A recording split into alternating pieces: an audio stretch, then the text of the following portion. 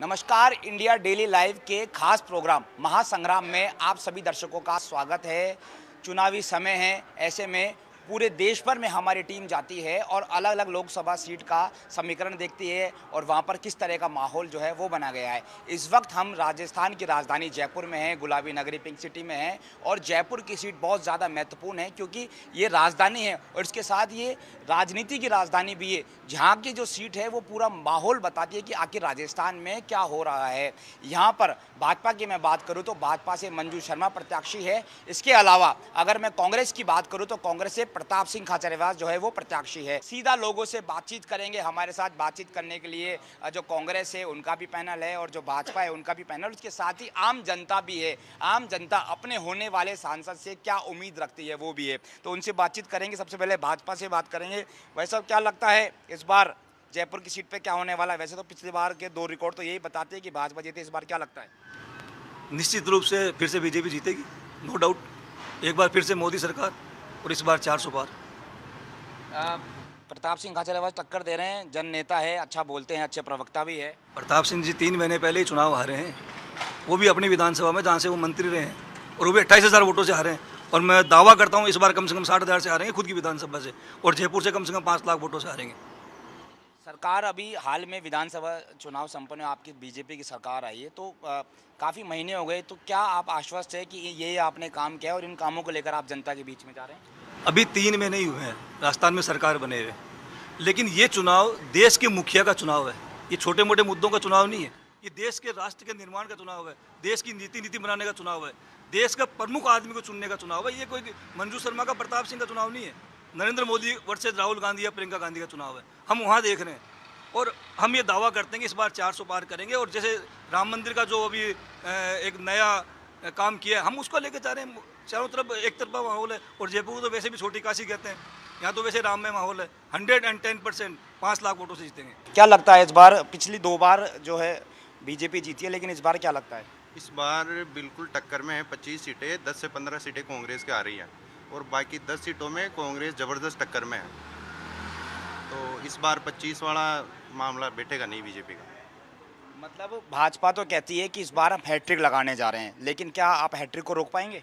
भाजपा तो कहने को तो राजस्थान में ये कह रही थी कि हम 150 सीटें लाएंगे, पश्चिमी बंगाल में हम 200 सीटें से ज़्यादा ला रहे हैं। कहने में करने में रात दिन का फर्क है ये बात।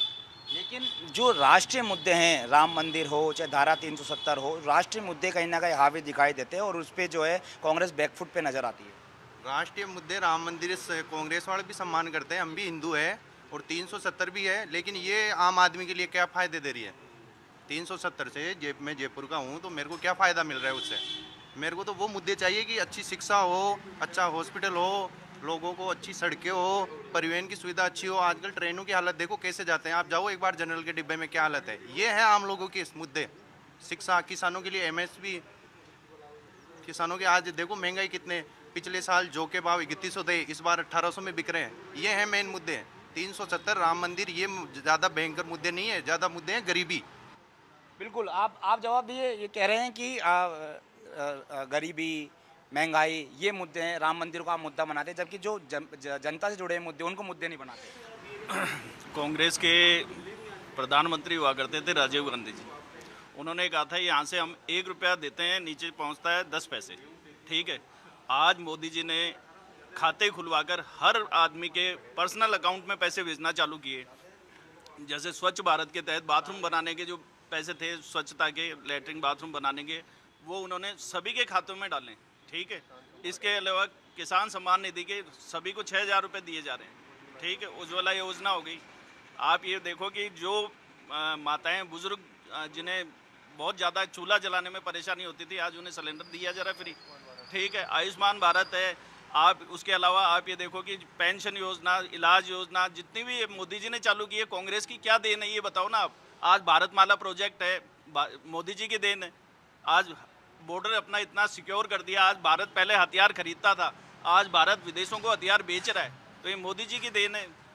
इससे पहले कभी सर्जिकल स्ट्राइक नहीं हुई, भारत ने सर्जिकल स्ट्राइक करके आज पाकिस्तान की कमर तोड़ दी है।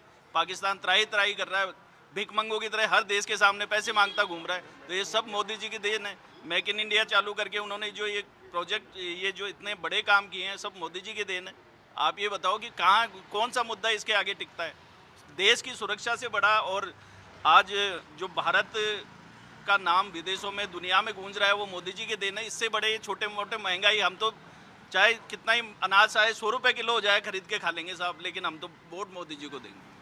वोट मोदी जी को देंगे। आप ये कह रहे हैं कि राष्ट्र से बड़ा मुद्दा नहीं होता। जब सर्जिकल स्ट्राइक होती है तो कांग्रेस जो है और विपक्षी दल जो सबूत मांगती है, तो कहीं ना कहीं वो भी उससे जनता को जो है दुख होता है कि हमारे सेना से आप लोग सबूत मांगते 2014 पहले भी सेना बहुत मजबूत थी।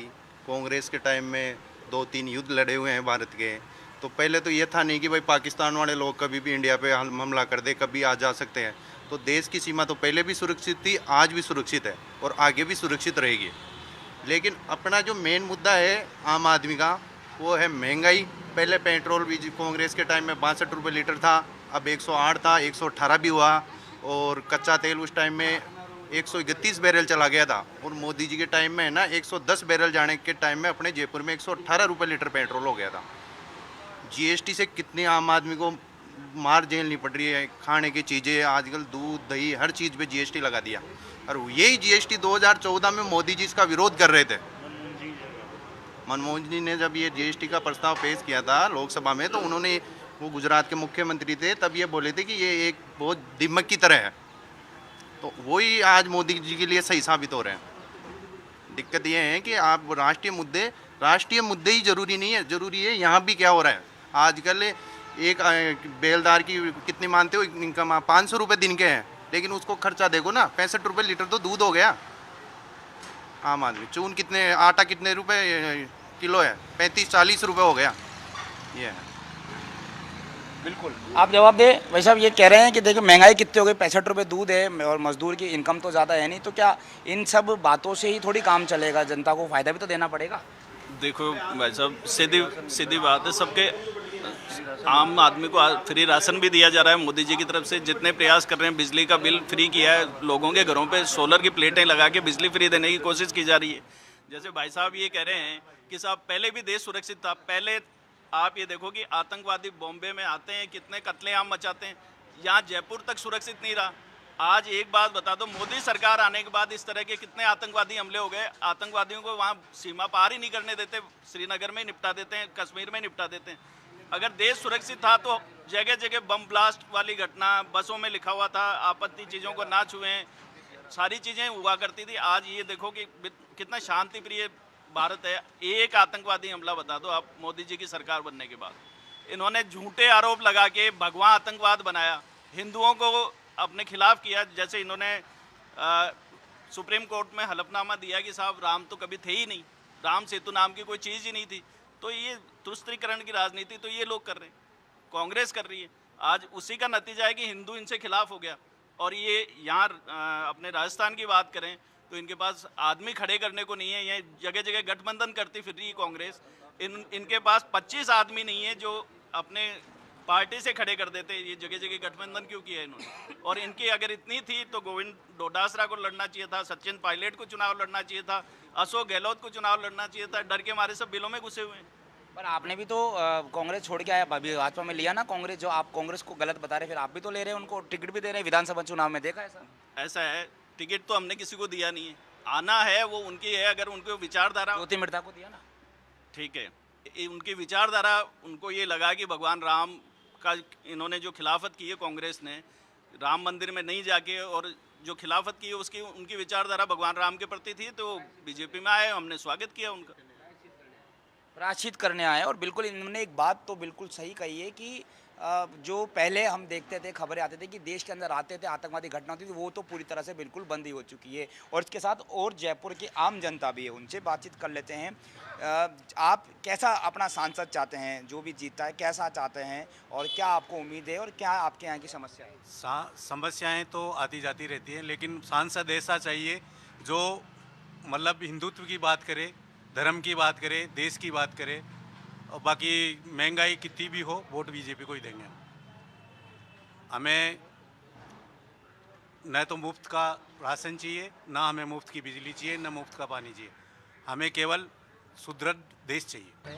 आप बताइए सर, क्या समस्या है आपके क्षेत्र की? समस्याओं का कुछ भी नहीं है। अगर हम भारतीय जनता पार्टी और कांग्रेस की बात करें तो भारतीय जनता पार्टी के काल में उसके राज्य भारतीय जनता पार्टी के सत्र में हम खुले आसमान के नीचे खुली सांस लेना पसंद करते हैं। कारण क्या है कि आज का हम युवा है और जो युवा बेरोजगारी से त्रस्त है, उस बेरोजगारी में जिस प्रकार से हम अपनी पूरी दिन रात एक करके मेहनत करके कहीं ना कहीं नौकरी लगना चाहते हैं, हमारे भविष्य को सुधारना चाह रहे हैं, उसमें जिस प्रकार से कांग्रेस सरकार ने, कांग्रेस राज ने ये मिली भगत करके अपने घर भाई भतीजावाद करके जो नौकरियां बांटी थी, जैसे थोक के भाव में रेवड़ियां बांटी है। लेकिन जैसे ही भारतीय जनता पार्टी का यहाँ पे राज आया तो भजन लाल जी ने एसआईटी का गठन किया, जिससे इस प्रकार की जो भी एक कार्रवाई में जो इन्वॉल्व थे उनको डीपली ढूंढ ढूंढ कर पकड़ा जा रहा है। तो ये कहीं ना कहीं युवा इसमें बड़ा सुकून सा महसूस कर रहा है। तो हम तो चाहेंगे कि भारतीय जनता पार्टी की सरकार बने और पुरजोर बहुमत के साथ बने। चुनाव सेंट्रल का है, लोकसभा का चुनाव है, लेकिन कहीं ना कहीं युवा का वोट तो है भाई। युवा ही तो जो देश की दिशा और जो आने वाला भविष्य निर्धारित करेगा। युवा का वोट ही तो देश के प्रधानमंत्री को डायरेक्टली जाने वाला है। तो हम तो चाहते हैं कि ऐसा राज हमें मिले, ऐसा वातावरण हमको मिले जहां हम अपने आप को सुरक्षित महसूस करें और हमारा भविष्य हम सुनिश्चित कर सकें। देखिए, ये मैं आपसे सवाल पूछूंगा, ये कांग्रेस सरकार में जब कांग्रेस सरकार थी तब पेपर लीक हुआ था, तब तो हो गए वो लोग, नौकरी भी लग गए, लेकिन अब जब भाजपा की सरकार आई तो वो लोग गिरफ्तार हो रहे हैं। तो इसका नुकसान जो है कांग्रेस को इस चुनाव में देखने को मिल सकता है। जिस प्रकार भजन लाल जी ने एक्शन लिया है, मैं तो ये कहूँगा कि ये सवाल राजस्थान पे भी उठ रहा है, तो ये सवाल 2014 से भी उठना चाहिए था। उन्होंने ये कहा कि हमने सरगनाओं को पकड़ लिया, तो सरगनाओं को पकड़ने के बाद उनको राहत मिल रही है, बेल मिल रही है। हाँ, और दूसरी बात, ये सवाल इनसे पूछा जाए कि अगर 2 करोड़ नौकरियां नहीं दे पाए तो मैनिफेस्टो में छापा क्यों? इनकी बातों से मेरे को ये लग रहा है कि ये वास्तविक मुद्दे ना उठाकर और वो एक जो भेड़ चाल चलते हैं कि भाई हम तो यहीं चलेंगे सारे, वो मुद्दे थोड़े मेरे को गलत लग रहे हैं। और दूसरी बात ये कह रहे हैं पेपर आउट की, दूसरी बात है पेपर आउट की। तो अभी एसआई का गहलोत साहब वसुंधरा के टाइम में 2014 में एक एसआई की वैकेंसी आई थी, उसका अभी खुलासा हो रहा है कि उसमें 90% पोस्ट है ना जो पेपर आउट से हुई है। अभी खुलासा बीजेपी इस गवर्नमेंट में हो रहा है 2014 की वैकेंसी में। 2014 से 2013 से 2018 के बीच में किसकी सरकार थी? वसुंधरा जी की। तो उस टाइम में पेपर आउट हुआ, उसका खुलासा अब हो रहा है। तो उस टाइम में बीजेपी की सरकार थी, हुआ। अभी यूपी में पेपर आउट हुआ कांस्टेबल का, 50 लाख लड़कों को नुकसान हुआ उसका। और दूसरी बात ये कह रहे हैं कि शिक्षा मंत्री ने अपने बेटे बहू उनको लगाया। तो मैं इनको ये कहना चाहता हूँ, डोटासरा जी के जो लड़के हैं वो 2016 में आरएस बन गए थे, तो उस टाइम में भी बीजेपी की सरकार थी। तो इसका मतलब ये ऐसा कह रहे हैं कि उस टाइम में बीजेपी के टाइम में डोटासरा जी ने फर्जीवाड़ा किया, तो इसका मतलब तो इनकी सरकार में ही हुआ वो फर्जीवाड़ा। बहरहाल अब देखना ये होगा जब रिजल्ट आएगा तब क्या लगता है, इस बार रिकॉर्ड बनेगा या टूटेगा। फिलहाल जब रिजल्ट आएगा तभी इस बात का पता चलेगा। फिलहाल मिलते हैं अगली बार अगली लोकसभा सीट पर और वहां पर हम बताएंगे वहां का क्या हाल है। सहयोगी गोविंदा के साथ इंडिया डेली लाइव, जयपुर।